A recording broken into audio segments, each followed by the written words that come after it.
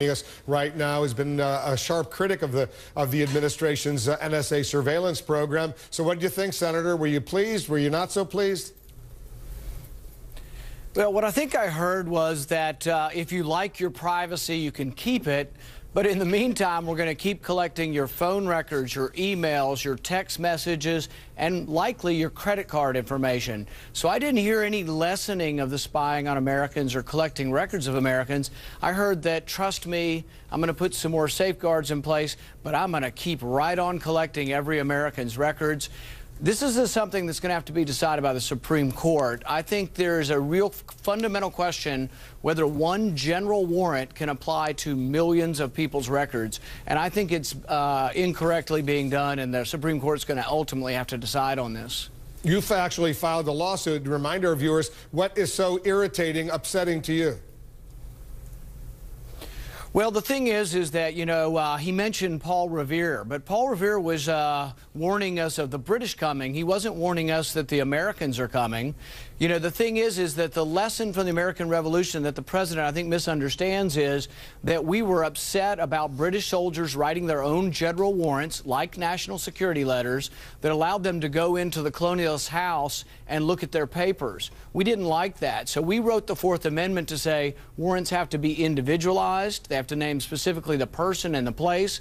We didn't want a dragnet where everybody's information was held, whether it's held by the government or a private entity.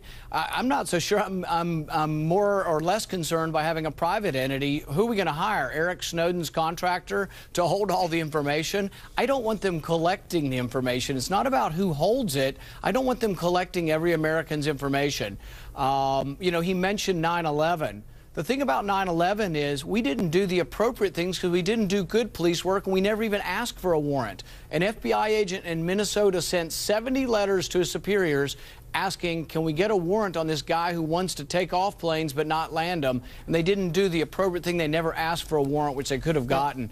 We don't need all this extra collection of information. Here's a hypothetical, and we'll get your analysis of potentially what it means. And obviously, there were a lot of mistakes leading up to 9/11. What they're trying to do is learn from those mistakes to make sure there isn't another 9/11. Let's say the U.S. intelligence community learns that there is a terrorist in Yemen or Somalia or Afghanistan or someplace in a sensitive area. They have the cell phone. They're monitoring that individual's cell phone. That individual makes a call to someone in Louisville, Kentucky, in your home state. What's wrong with the NSA then getting a court order from the FISA court, the Foreign Intelligence Surveillance Court, and trying to find out what that phone conversation between Somalia and Yemen, that terrorist suspect there, and someone in Louisville?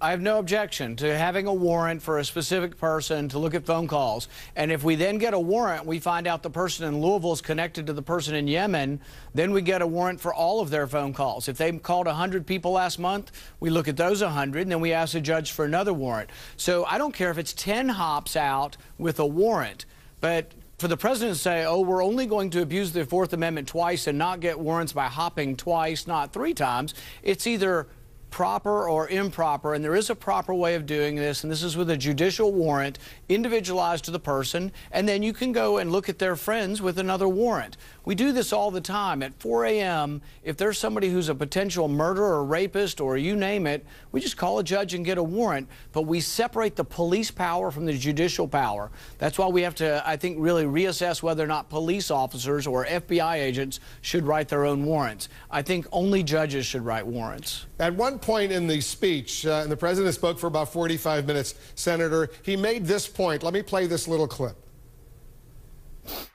After an extended review of our use of drones in the fight against terrorist networks, I believed a fresh examination of our surveillance programs was a necessary next step in our effort to get off the open-ended war footing that we've maintained since 9/11.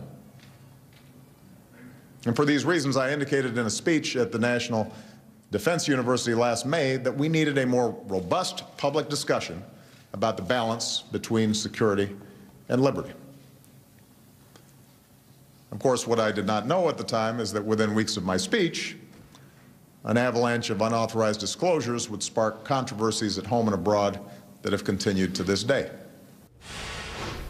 He then went on to mention Edward Snowden. Specifically, he said, given the fact of an open investigation, I'm not going to dwell on Mr. Snowden's actions or motivations. Where does Edward Snowden, from your perspective, fit into this current debate and these proposed reforms the president put forward today?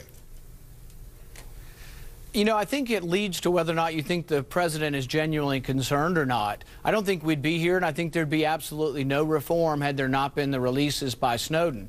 Now, it's a separate question, you know, what to do with him and whether he broke the law, which I think he did, and how he should be punished. But the thing is, we wouldn't have any of this information, and we wouldn't have any discussion. But what I think the president misunderstands is he thinks when there's a problem and there may be a potential for abuse of problems, he'll get some lawyers together that all work for him, and then they'll review it and put more safeguards on it. The NSA cannot oversee themselves. The administration or the executive branch can't oversee themselves. That's why we separate these powers. But we separated the police power from the judiciary power. So we can't have internal lawyers kind of looking at this and saying, oh, well, let's try to make sure everybody's privacy is taken care of.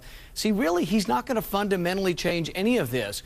Many of us think it's an invasion of our privacy to have our text messages collected, our emails collected, our phone records collected, and likely our credit card statements collected. We think that's an invasion of privacy, simply the collection, unless you get a warrant from a judge for a specific person that there's probable cause to think that they've committed a crime. That's the way our country was set up. And so what he's talking about is a different kind of country than our founding fathers envisioned. He did say at one point that even though there should be a healthy skepticism, he found no evidence that there has been any abuse by anyone at the NSA as far as the personal privacy records of the American citizens. You heard him say that. You know, I think that if you look back through the record, though, the FISA court actually has rebuked the NSA on several occasions and said that they were doing things they shouldn't be doing. But I have a fundamental problem with the FISA court. It's in secret. And so you can't discuss and determine the extent of the Fourth Amendment or the extent or circumspection or circumscription of the Constitution in secret. It has to be done in public. So one of the reforms that I've proposed, and I have legislation that would do this, would say that if you're given a FISA court order and you want to challenge the constitutionality of it, it should go to an appellate court and to the Supreme Court. Right now it's a dead end. In the FISA court, a secret court and a secret judge, without adversarial, without arguments on both sides. Only the government argues in FISA. That's not the way you can determine what is and what is not constitutional. It has to be in the light of day, and I think it needs to be before the Supreme Court. If they add a public advocate to that FISA court system, is that going to satisfy you? It's better, and my reform that I'm doing with Senator Wyden does have a public advocate in there. But ultimately, I think what legal scholars will tell you is that to find truth, we have this adversarial process where someone actually literally works for you on your side of the question and on the government side of the question, and it goes back and forth, and it's our way of trying to find truth in our courts. And I don't think you can truly find it if the public advocate still works for the government. You know, we have an IRS advocate right now, and I haven't seen hide nor hair of our IRS advocate during these scandals when they were investigating Tea Party groups. So I don't think it works necessarily if they're appointed by the government. To truly have an adversarial process, they have to be hired by someone who thinks that they're being injured by the government. Senator, give the president a grade for his speech today, A being excellent, F failure. You know, I always give him an A for effort. I like the president. I like what he says so much. I mean, if you looked at the gist of what he was saying all the right things. I want to stand up and cheer until I realized what he just told me was all these great things about my privacy, except for he really, between the lines, told me he's going to continue to collect all of my private records without a warrant. So he says the right thing. I think his heart really is in the right place. And I think his motives are not bad. Neither do I think James Clapper's motives are bad. I think they want to protect the country, but I don't think that there's enough of a healthy respect for the Fourth Amendment. And government needs to be, there needs to be a limitation to government power. And I see this as virtually unlimited power to look at our records, and it really needs to be reined in. So the grade would be? Well, A for effort and probably C for content. Senator Paul, thanks very much for coming in, giving us your immediate reaction to the president's speech. We appreciate it as always. Thank you, Wolf.